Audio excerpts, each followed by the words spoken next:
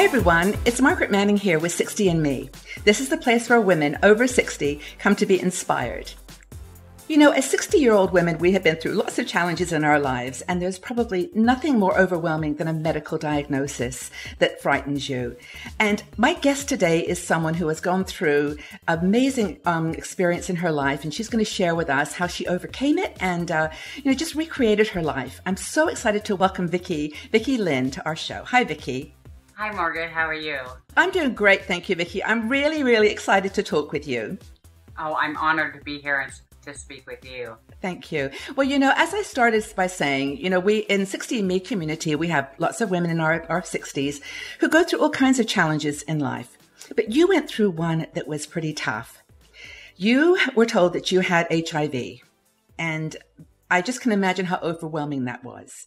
Tell us what your first feelings were, what you said to yourself when you had that conversation.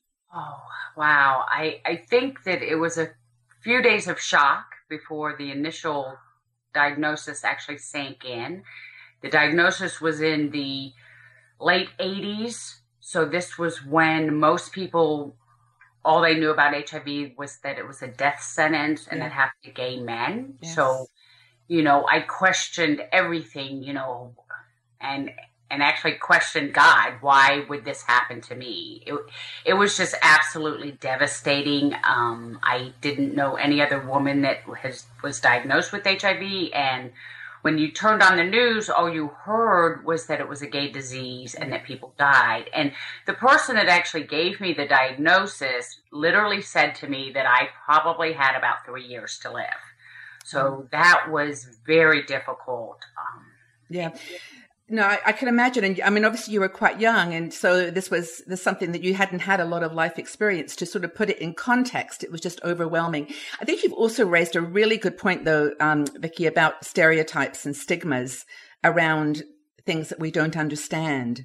So after you pulled yourself together a little bit, I mean, tell me the process of how you basically, fought back and what did you do to gain your sense of purpose again in life? Well, it actually took many years before I could kind of regroup myself because I literally in my mind, I thought I was going to die. And so I started to live as if I was going to die. Yeah. And I remember telling myself that if I was going to die, I would go out with a bang. And so I started partying and meeting friends and just having as much fun as I possibly could. And it wasn't, well, at that time, the only medication available was AZT, which was very difficult to take.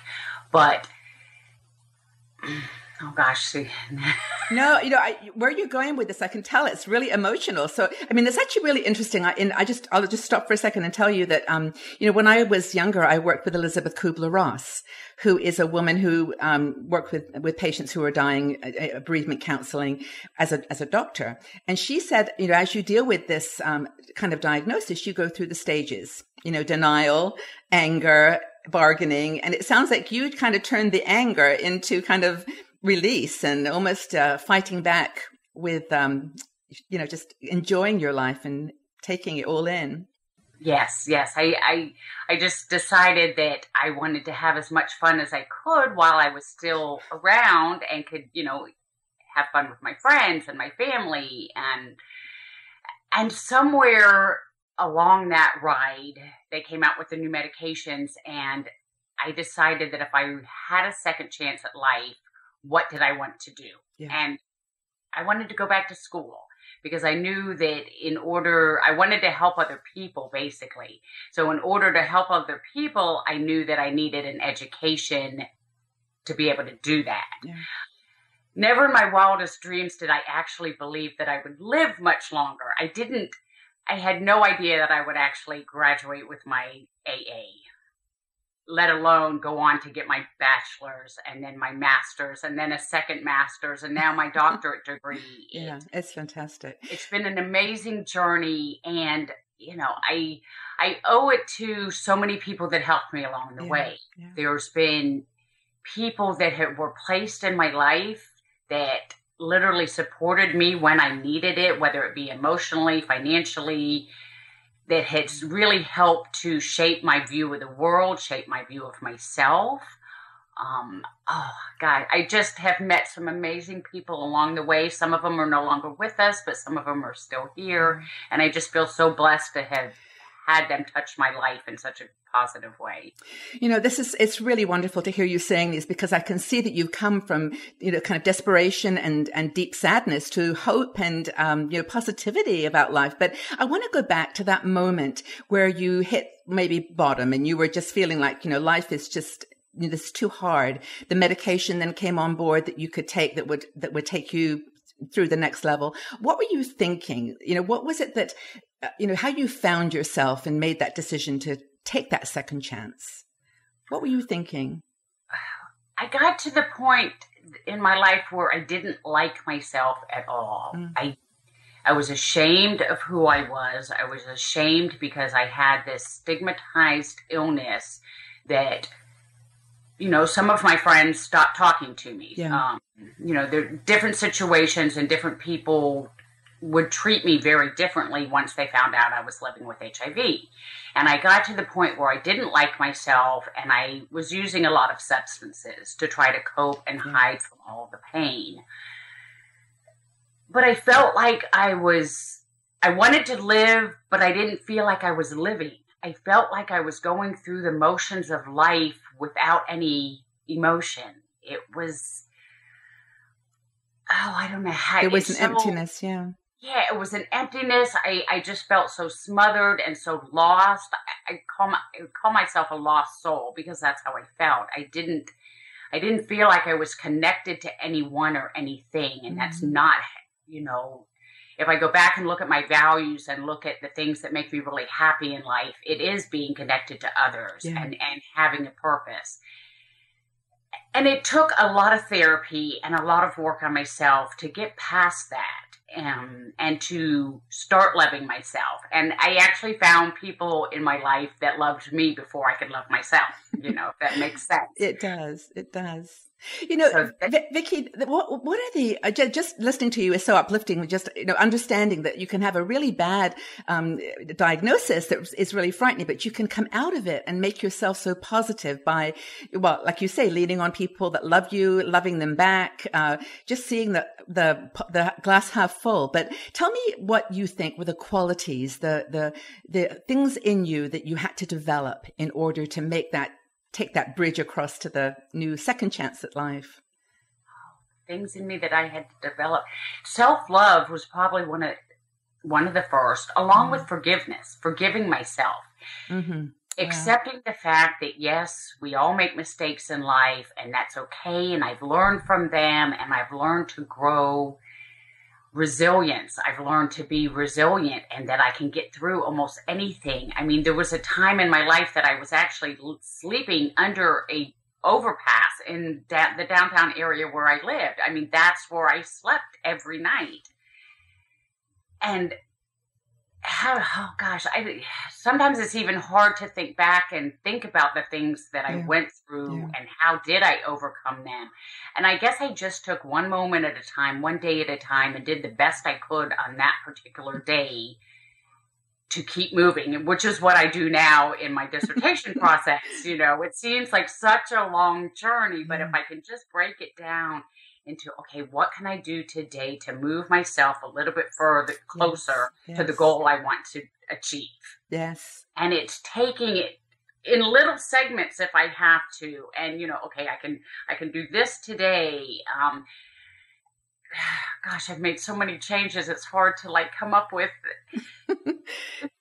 No. This is great. I mean, as you're talking, I keep thinking about women in our community. We have, obviously a lot of women who have gone through a similar, not HIV diagnosis, but perhaps cancer or dealing, with the loved one who's in that situation. And I'm just thinking of those qualities, and they're so important for us to remind them, to have self-love, to have forgiveness for others and for yourself, to be tenacious and resilient. I mean, those are cool. And to be able to say them is one thing, but to be able to live them like you did, it's like there's hope for us if someone like you could get through that. So it's awesome. If we treated ourselves as we treated others, we would have such a happier life. you It's know, so and true. self-forgiveness. Yeah. We're very quick to forgive our girlfriend, to forgive our husband or our child when they do Yeah. something wrong. But So true. sometimes when we do something, we want to beat ourselves up about it. But it's learning to be okay with that and forgiving ourselves and moving forward from that. It's just amazing. I feel amazing. I have a wonderful life, and I'm so happy to be able to touch other people's lives. Well, that was my To be next question. Sorry, go ahead. Excuse me. We've got a bit of No, a go. time gap. You're in Tampa. I'm in Switzerland. So, you know, the wonders of technology. But no, I was just going to ask you that because I felt like, I mean, obviously you've now dedicated your life to becoming an expert in helping other people to, you know, to deal with this situation or similar adversities. It doesn't have to be a medical one, but, you know, to go through, I believe you're studying public health, which is, Yes. you know, which is really important to help others to go through. Tell me, you know, why you think that having purpose has helped you to having your own purpose has helped you to help others. Oh, absolutely. Having my own goals, it's given me something to wake up to every morning. It's given me something to look forward to. It has really helped, I believe, really helped to keep me alive and, you know, not just physically alive, but emotionally alive. I love touching other people's lives and making their life a little bit better as people touched my life along the way. So if I can, you know, I'm going to school and earning this degree in public health, and I know that like what I get to do on a daily basis is probably just a drop in a bucket compared to, you know, what needs to be done in our communities, but that's okay. Yeah. I know that drop in the bucket has a ripple effect on the people that I touch. Yes. When I talk with another woman living with HIV and I give her hope somehow and empower her, that in turn empowers her family. And so it's just amazing to watch it work and to even people I met many, many years ago to see what they're doing now. Oh, that inspires me. And then they come back to me and say that one little thing I said to them changed their entire life. That's powerful. And I get chills because it's just, it's so amazing to touch somebody else's life in that way. And sometimes we don't know that we're actually helping somebody. We may just smile at somebody as we walk by them, but we don't actually know what that means to them for their day. And that's what I try to live on a daily basis. That's incredible. So what advice would you give to a woman who was dealing with an HIV diagnosis? My first advice would be, of course, is to get into medical care and to have a relationship with your doctor that you can talk about whatever it is that you need. Right. Because, yes, we need our physical health care needs, but we also need our mental health care and our emotional health care. I don't look at, when we talk about health care, I look at health care holistically. It's not just treating the medical disease, it's treating the mind, the spirituality aspect of it. There's so many different aspects. So if you're newly diagnosed, find a doctor that you can talk to, build a relationship, find people in your life that can help to feed the things that you need. And sometimes you don't know what you need. So sometimes you have to sit still and get to know yourself a little bit better. Okay, what do I need? What makes me happy? And sometimes it takes a little work to get there because we're so busy taking care of other people that we forget about our own needs. But sometimes it is just taking 15 minutes out of the day and sitting quietly. What do I need today to make my life a little better? So take time for yourself. And that gets back to what you said at the very beginning, which is self-love was the first thing that you had to learn yourself. So that is exactly the kind of advice that you would give to someone. And I mean, are you going to be working with people facing with other adversities, other losses? Is this part of your plan, or are you staying focused on HIV?